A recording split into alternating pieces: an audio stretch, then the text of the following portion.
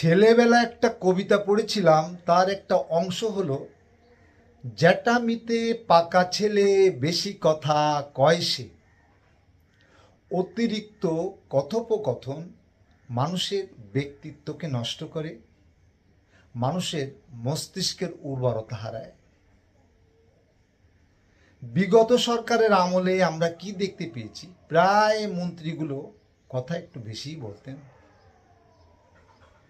আর তখনকার প্রধানমন্ত্রী কি আর বলবো, ফিরায় ফিরায় যদি সাহস থাকে, তো এই ধরনের কথাবার্তা কখনো কোনো সুস্থ মানুষ ভালোভাবে নেবে না।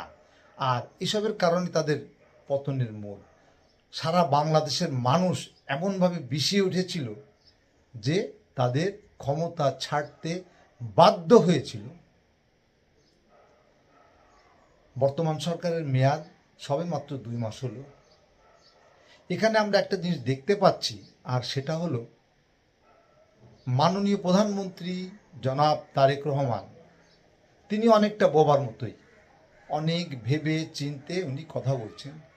আর কোনো কারণে কোনো কথা যদি একটু এদিক সেদিক হয়ে গেলে উনি জাতির কাছে সেটা ক্ষমা চাচ্ছেন। বিশেষ করে সংসদে আমরা দেখতে পাচ্ছি। সত্যি এটা একটা সুন্দর দৃষ্টান্ত। এই সরকারের কিছু কিছু মন্ত্রী একটু একটু বলে ফেলছেন, ওনাদের অবশ্যই পিছনের ইতিহাসটা দেখতে হবে, তবেই দেশ ও জনগণ সবাইকে খুব কাছের বলে নেবে। প্রিয় ভিউয়ার্স, ভালো থাকুন। আজকে এইটুকু।